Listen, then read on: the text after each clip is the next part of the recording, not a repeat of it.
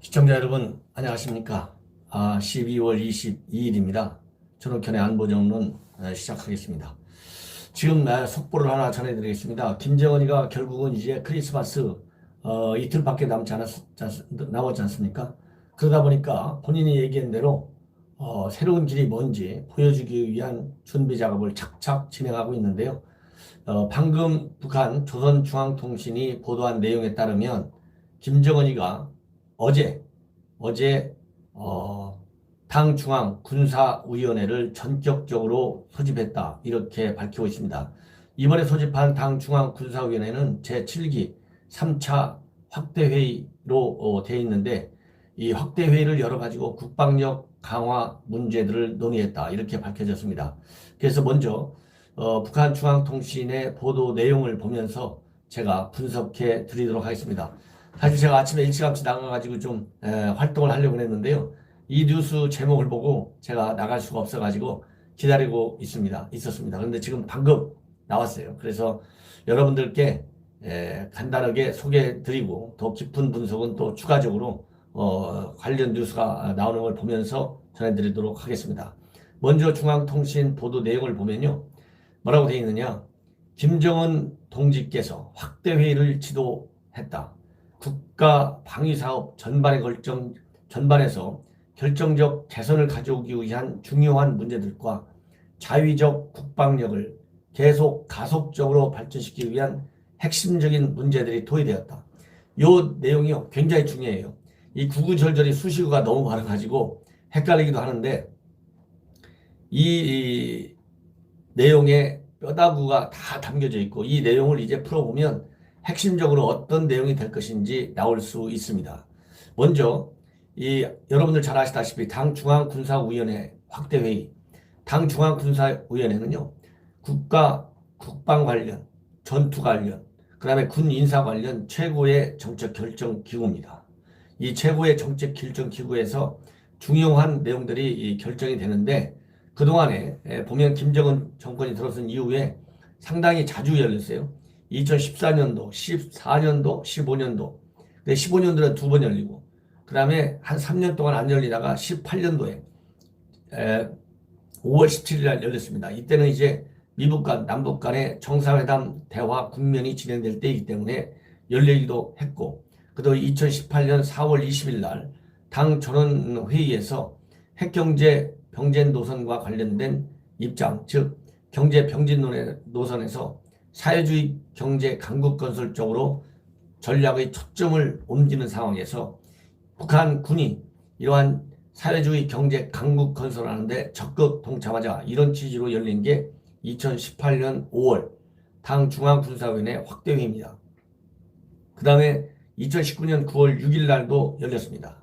이렇게 여러 차례 열리는데 통상적으로 이렇게 당 중앙군사위원회 이렇게 비밀리에 열리는 경우도 있어요. 그런데 이번에는 공개적으로 열렸다. 공개적으로 열린 이유는 바로 미국과 한국 정부에 대한 압박의 수위, 그 다음에 김정은이의 강력한 벼락끝 전략이 허풍이 아니라는 것을 보여주기 위해서 이렇게 공개적으로 나섰고 또 이 중앙통신을 통해서 대대적으로 보도하고 있다. 이런 말씀을 드리고 싶습니다. 자, 그러면 제가 말씀드린 대로 국가방위산업 결정적 개선이에요. 결정적 개선. 앞에서 그냥 개선이 아니고 결정적 개선이고요.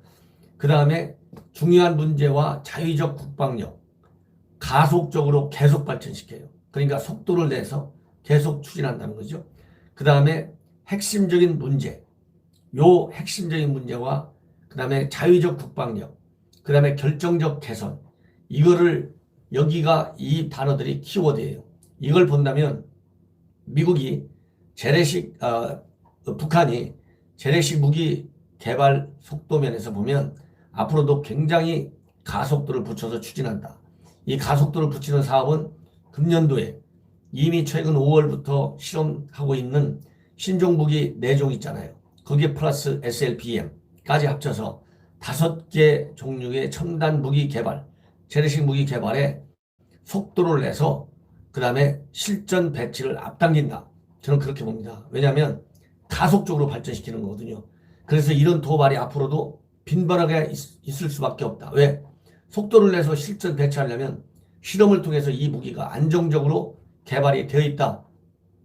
이거를 입증해야 되지 않습니까? 그래야 이 시험 무기의 실전 배치에서 대남, 대미 파괴력을 높일 수 있으니까요.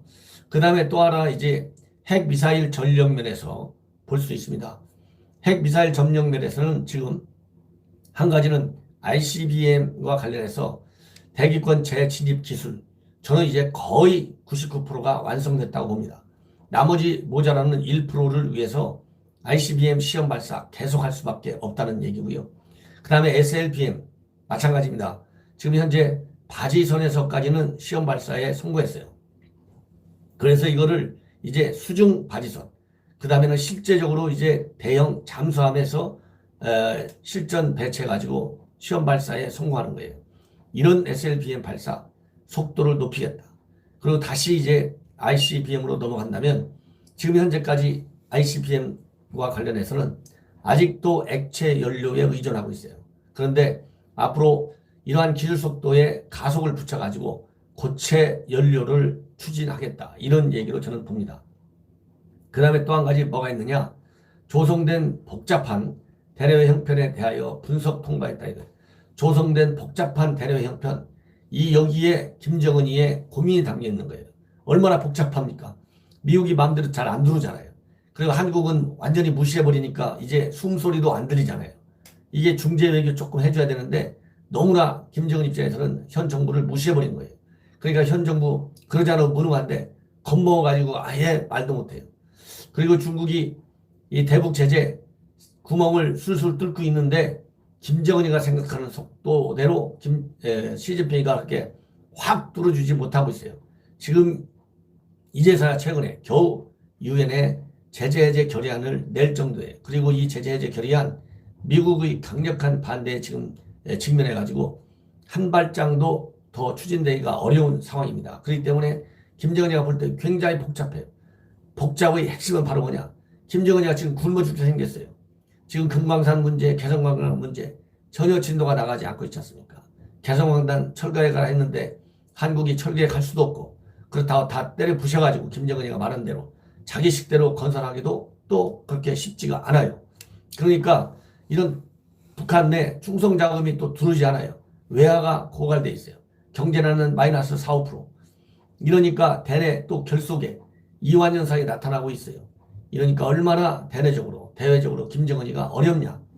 2018년도만 하더라도 세계 정세를 북한의 핵 문제 가지고 싹 틀어잡고 김정은이 왕국 시대로 만들려고 했는데 이게 다 깨지고 있어요. 이러니까 얼마나 복잡하냐 이거예요. 그 다음에 정사 변화 흐름과 우리 혁명 발전의 관건적 시기의 요구에 맞게 인민 군대를 비롯한 나라의 전반적 무장력을 강화하기 위한 중요한 조직 정치적 대책들과 군사 대책들을 토의 결정하며 조직 문제를 취급할 것이다고 하였다. 이 얘기는 뭐냐? 지금 바로 이게 조직 정치적 대책, 군사적 대책, 조직 문제를 취급할 것이다 라고만 했지 그 내용에 대해서는 얘기를 안 하고 있어요.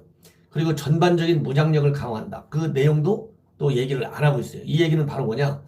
김정은이의 변화끝 전략에 대한 안달감, 좀 불안 심리, 미국과 한국의 불안 심리를 자극해가지고 미국 정부가 김정은이한테 최대한의 양보를 하도록 압박, 유도하기 위해서 이렇게 말의 화려한 장식만 늘어놨지 그 내용에 대해서는 직접적으로 밝히지 못하고 있다.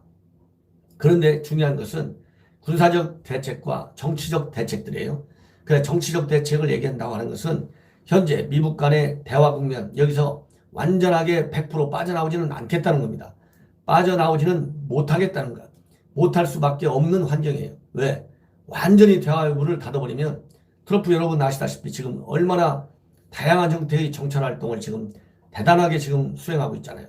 그리고 종종 B-52 폭격기까지 동원하고 있지 않습니까? 이러다 보니까 일면 군사적인 옵션을 쓸 수 있다. 지금 트럼프 대통령까지 나서서 그 다음에 미 군 최고위 당국자들까지 나서서 지금 2017년도에 화염과 분노시대 때 꺼내놨던 그러한 군사적 옵션 카드들 지금 먼지를 다 털어내고 있다 있지 않습니까? 이러니까 완전히 미국 간의 대화 딱 자르기에는 김정은이가 속으로 김정은이도 겁을 먹고 있는 거예요. 그래서 정치적 대책들과 군사적 대책들을 다루겠다. 이렇게 얘기만 한 거예요.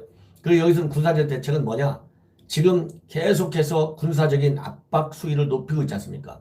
동창리 미사일 발사장에서 2번의 엔진 시험을 했고, 앞에서 말씀드린 우리 한국을 대상으로 해서는 단거리 미사일들을 연쇄적으로 발사했고, 우리 한국에 요격 체계가 없는 그러한 이스칸데르급 미사일까지 발사했어요.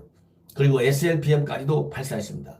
이러한 군사적인 차원에서의 도발 기세, 도발 추세, 이거 포기하지 않는다는 거예요.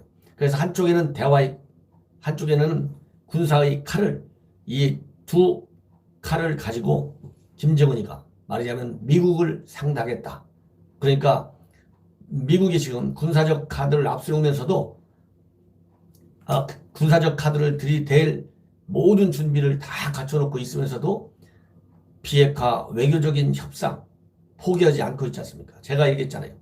이번에 미국과 북한이 동시에 벼랑끝 전략을 구사하고 있는데 과거와 차이점을 말하자면 이 대화의 국면을 깼다고 하는 책임론에서 벗어나고 싶어하는 그걸 깔고 있어요. 그렇기 때문에 김정은이 여기서 정치적 대책들을 논의하고 있다. 이렇게까지 얘기하고 있습니다.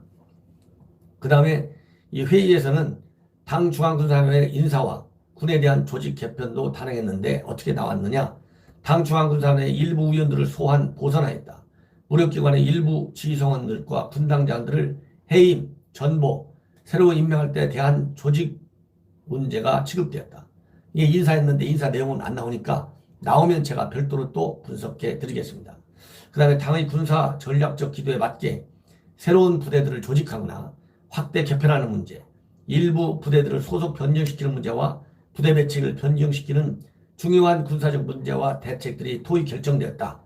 이 얘기는 바로 대남 공격력을 그리고 핵 미사일 전력을 고도화하는 데 초점을 맞춰서 부대 개편, 그 다음에 부대 배치 이런 거를 바꿨다는 얘기예요.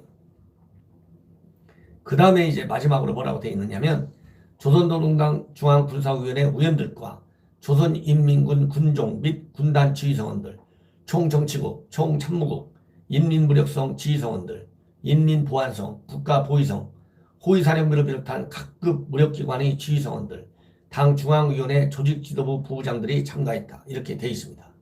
자, 그렇다고 한다면 이제 크리스마스 이틀, 연말 9일밖에 남지 않았어요. 지금 북한이 단계적으로 수위를 높여가는 추세를 계속해서 보일 겁니다. 그리고 당 전원회의가 남아있어요. 이 당 전원회의를 앞두고 중앙군사위원회를 먼저 이렇게 개최한 겁니다. 이름으로써 당 전원회의에서 어떤 결정이 대미 강한 군사 압박 도발이 나올 것을 시사하고 있는 거예요. 자, 그렇다고 한다면 가장 약한 것은 뭐냐? 핵미사일 모라토리움 6.12 미북 간 회담에서 사실상 김정은이가 트럼프에게 약속한 거예요. 이 모라토리움 파기를 선언하는 겁니다. 두 번째 단계를 높인다면 위성 발사. 위성 발사라고 하는 것은 ICBM 발사가 아니기 때문에 직접 미국을 자극하지는 않아요. 그 다음에 SMBL 발사. 이미 미국은 SMBL 발사에 대해서는 슬쩍 눈을 감아준 경우가 있습니다. 그 다음에 세 번째 단계를 높이면 실제 ICBM 시험 발사를 하는 겁니다. 이 정도로 단계를 높이면서 미국에 대한 도발 수위를 조절할 수 있고요. 그러면서 우리 한국에 대해서도 군사적인 도발 계속 수위를 높여갈 것이다. 저는 그렇게 판단을 합니다. 시청자 여러분, 이것으로 제가 방송을 마치고 추가적인 뉴스 다시 보내드리겠습니다. 제가 다시 다음 일정이 있어가지고 좀 더 깊이 있게 한 5분, 10분 더 했으면 좋겠는데요. 2보를 다시 전달해드리겠습니다. 시청자 여러분들, 전옥현의 안보 정론 빠르고 정확하고 특히 미래 판단이 아주 적중률이 매우 높은 저는 평가라고 보고 싶습니다. 시청자 여러분들께서 평가해 주시고요. 또 계속해서 구독자 늘려주시기 바랍니다. 대단히 감사합니다.